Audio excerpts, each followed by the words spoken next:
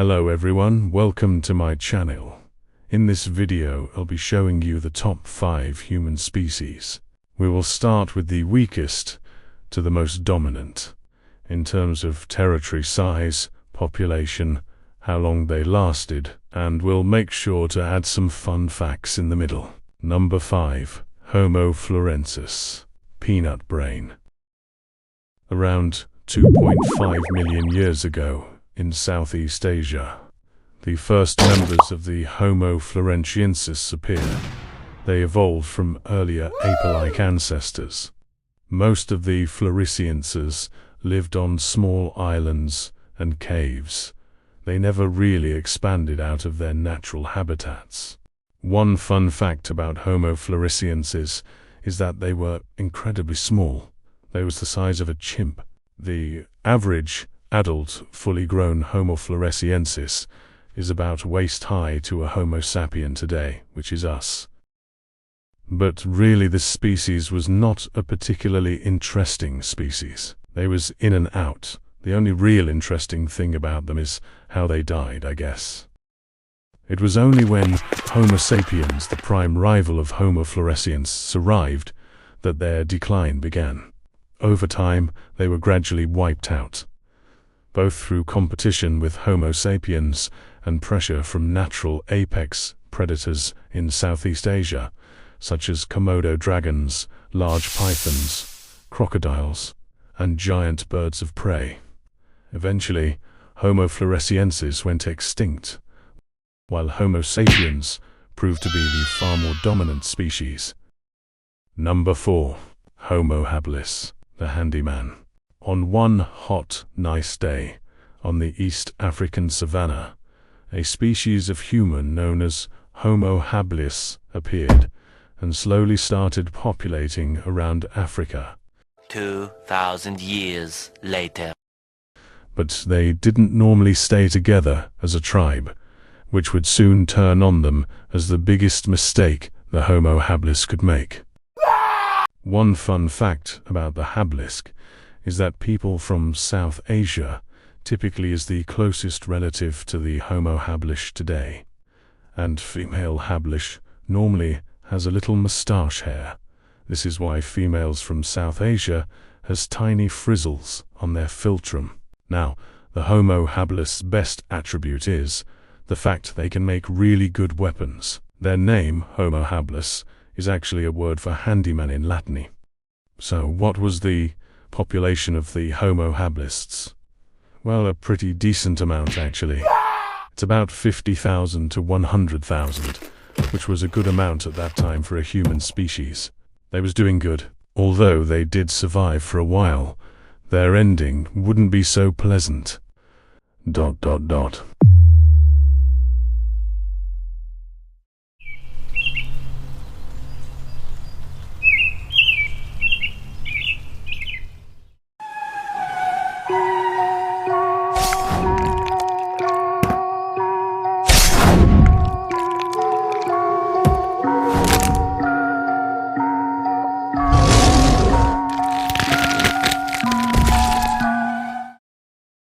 Yeah, remember when I said they didn't normally stay together as a tribe, which would soon turn on them as the biggest mistake the Homo habilis could make. And so over a long period of time, they go extinct. The Homo habilis species get genetically absorbed, never to be found again. They didn't disappear suddenly. They just kind of eased into extinction. Number 3. Homo Neanderthal, the brute.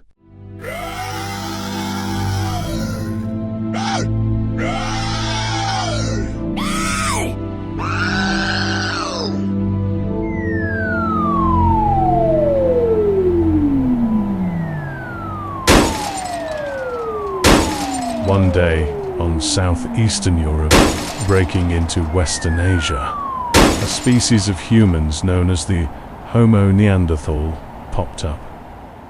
They lived in small caves just like the Homo floresiensis, except they'd move fast to different shelters. They would always be moving. Their diet consists of only meat, no berries, no vegetables, no mushrooms, no sap, just bare meat. But the main difference between Homo Neanderthal and other human species, such as Homo Floresiensis and Homo Habilis, is that they actually stayed together. So obviously, when there was a threat, it would be neutralized.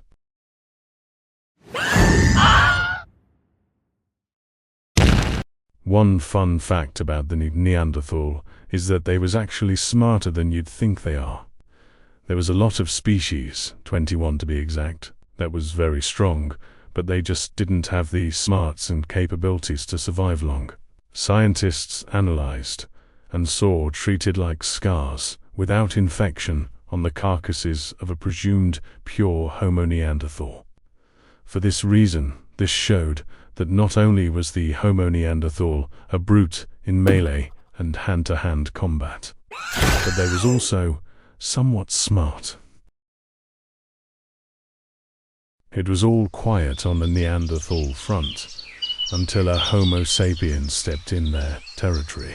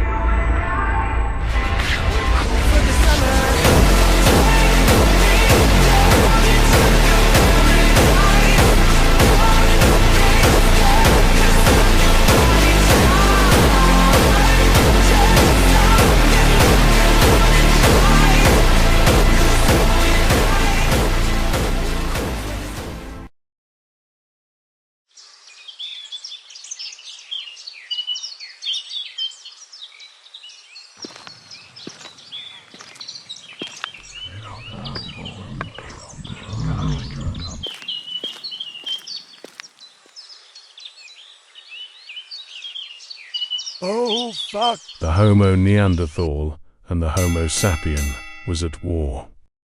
And it became a long, brutal war. They killed each other's children, women, and men. Both sides tried everything they could to wipe the other out completely. But one species was smarter, luckier, and far more ruthless.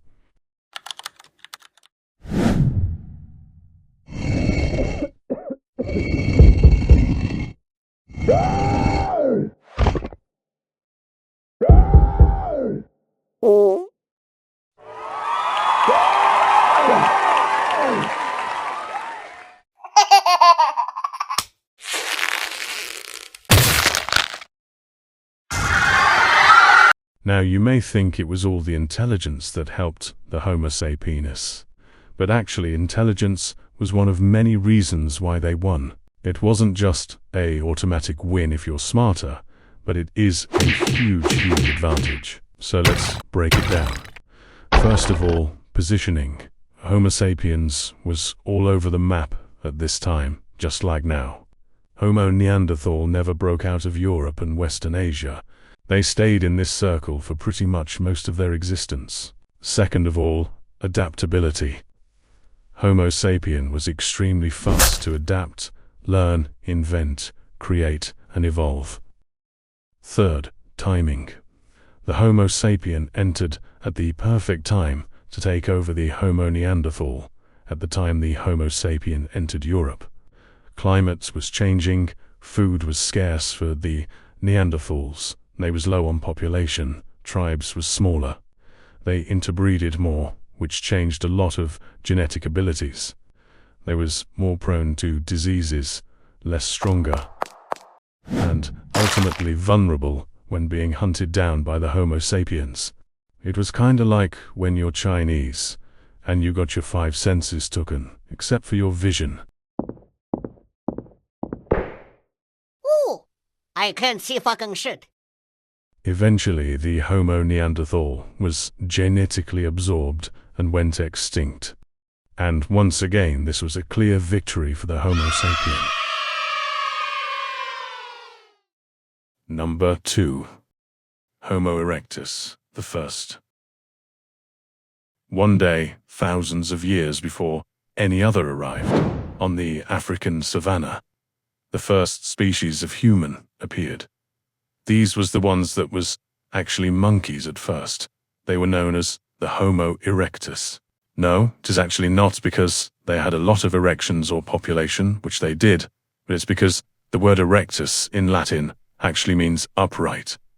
Because they had good posture, they was long humans, tall compared to your average Joe. They evolved into the first model of a human being. As a human species, they was doing extraordinarily well. They was actually the best, but for a long time they had no competition. The Homo erectus's intelligence is actually really high. This species was the first to discover fire.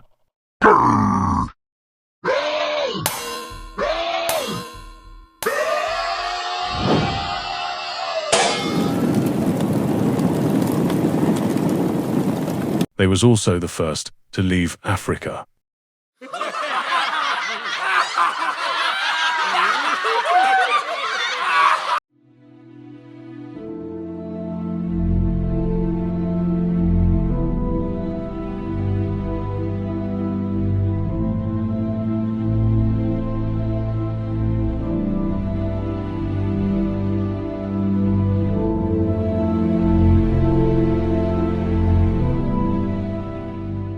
They also lived for over 2 million years and built pretty good weapons. One fun fact about the Homo erectus is that scientists analyzed and found out that the erectus split up into groups in different biomes and evolved into different species. For example, when some Homo erectus entered Europe in cold winter times, their body evolved extremely to survive the cold, hunt in packs, and heal fast. You may be thinking, how was their relationship after they evolved? Well, it was decent. They didn't fight a lot, nor did they do anything good for the erectus. The erectus had more of a war with nature itself and predators than another human species. But it did tend to happen when it got too hot.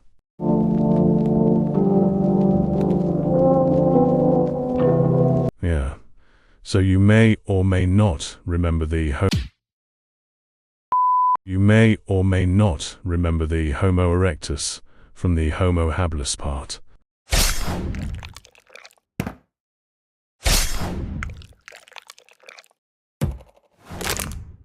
The Homo erectus was in a bit of a pickle once a bunch of other species popped up.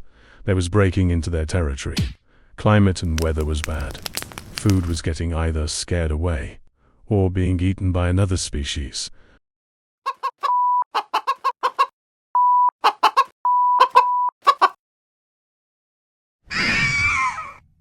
The species that was mainly in their way was the Homo habilis.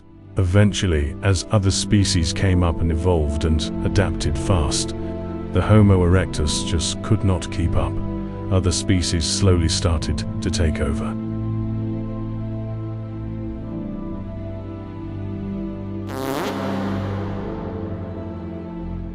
It was until some Homo sapien came too close to the Homo erectus's territory.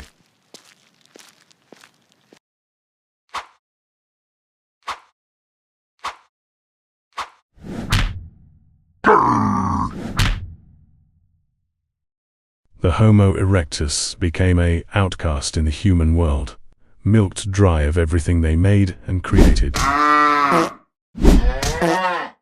Years and years later, they slowly died out. Just like the Neanderthal, Hablis, Floresiensis, and most of the human species. Number 1. Homo sapien, the Ruthless. Many years ago, a group of Homo erectus traveled deep into southern Africa, where the environment was harsh and unpredictable. All humans survive on past data, using the knowledge of results in the past, of stupid ideas and bad choices, to survive and make better choices and better ideas. But the Homo sapien was the best at it for one reason. It's like A child growing up in tough conditions. When a child faces constant stress, like extreme poverty, family conflict, or neglect, their body stays on high alert to protect themselves and avoid getting into danger. For the Homo sapien, they evolved in wild, tough, brutal conditions. The heat was relentless.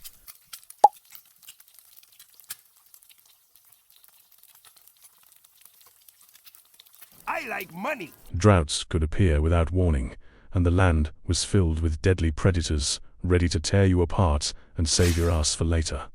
Every day was a fight to find food, water, and shelter. After a long time of back and forth, up and downs,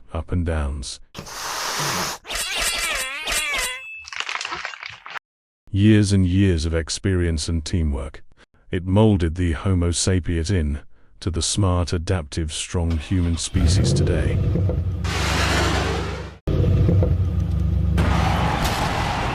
One fun fact about the Homo sapien is that they evolved an instinct for a sweet tooth. Back then, sugar was a natural taste and compound that binds with the human brain. When you consume a spoonful of honey, the sugar is a disaccharide, which is a simple, specific carbohydrate. Sugar in honey is fructose combined glucose. When you take a spoonful of honey, the actual sugar compound goes straight to your brain once it's digested and enters your bloodstream and gives the energy and such. But when it first touches your mouth, a bunch of receptors inside your tongue sends signals to your brain, specifically to the cerebral cortex. The cerebral cortex almost instantly sends back a hormone called dopamine. This hormone, that's been going back and forth in the human mind for thousands of years, structured the human mind to crave sugar and actually made our brain more built for endurance and energy.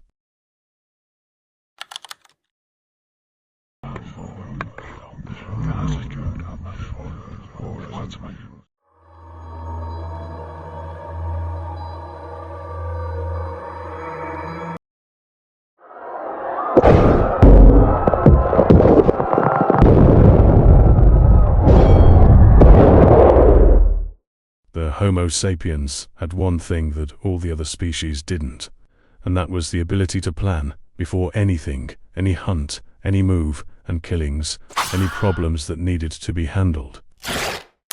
They thought before they acted on it. For many other species, they was 90% of the time, don't think, just do. This one factor gave the Homo sapiens a astronomically bigger advantage.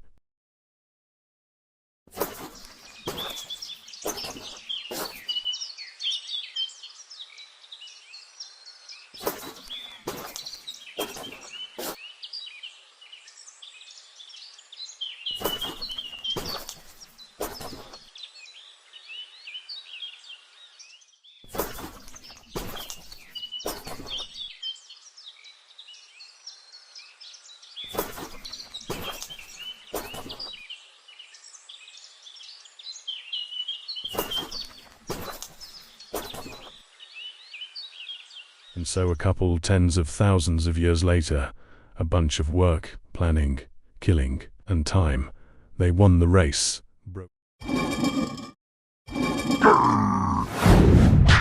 Broke all the Homo species, came out on top, and eventually went on to have 8 billion Homo sapiens on Earth, created advanced technology, sports,